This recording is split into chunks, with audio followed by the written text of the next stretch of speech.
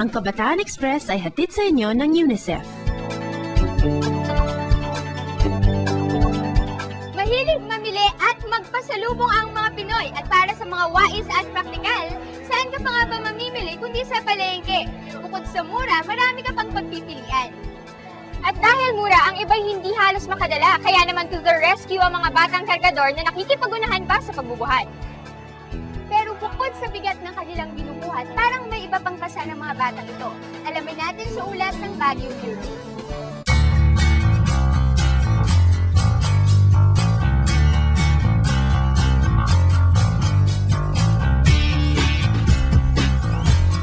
Sa pangkaraniwang kabataan, ang Sabado ay nilalaan para sa pagpapahinga mula sa mabigat na linggo ng pag-aaral. Pagsikat ng araw ay mahimbing pa rin silang natutulog. Pero iba si Marco. Tulog pa ang araw, gising na siya at papunta na sa palengke.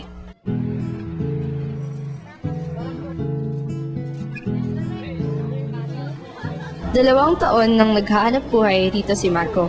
Napilitan siyang magtrabaho dahil ang kanyang kuya at lola lang ang bumubuhay sa kanilang 6 na magkakapatid. Pumanaw na ang kanyang ina at ang kanyang ama naman ay may sakit.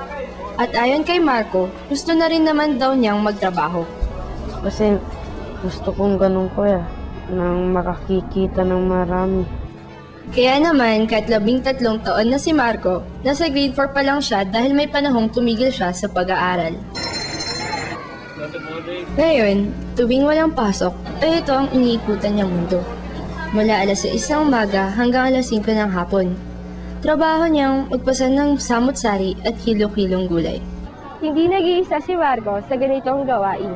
Dito sa Baguio City, mataas ang bilang ng mga kabataang nagtatrabaho at marami sa kanila ay makikita dito sa palengke.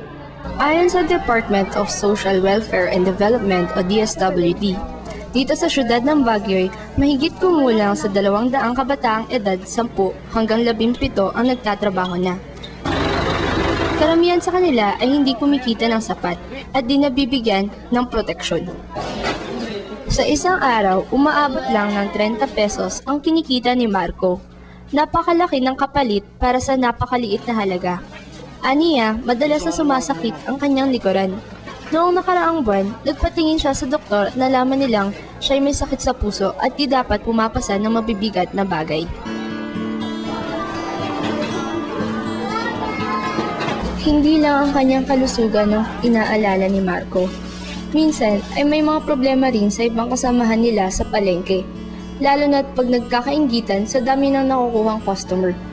Ang iba naman, humihingi pa sa kanya ng pera. Kapag di nasunod ang gusto nila, ay sinasaktan nila si Marco. Nawakan ako. Nawakan mo ako. Ginanong ko. Santo sinuntok niya ako dito. Bagamat tila di mapigilan ng pagdami ng mga batang tulad ni Marco, nalaman naming mayroon namang organisasyong tumutulong sa kanila. Ito ay ang Coalition of Agencies Working for the Welfare of Urban Street Children na nasa ilalim ng pamamahala ng DSWD.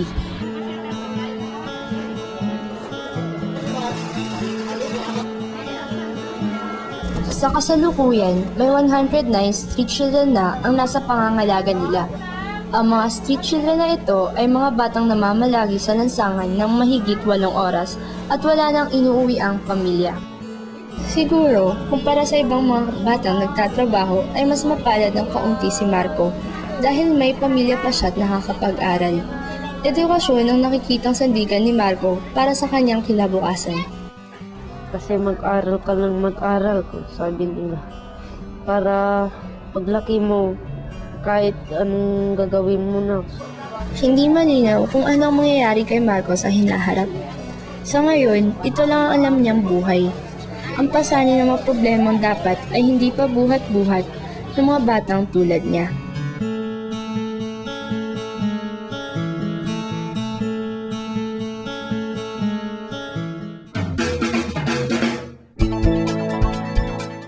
Ang Kabataan Express ay hatid sa inyo ng UNICEF.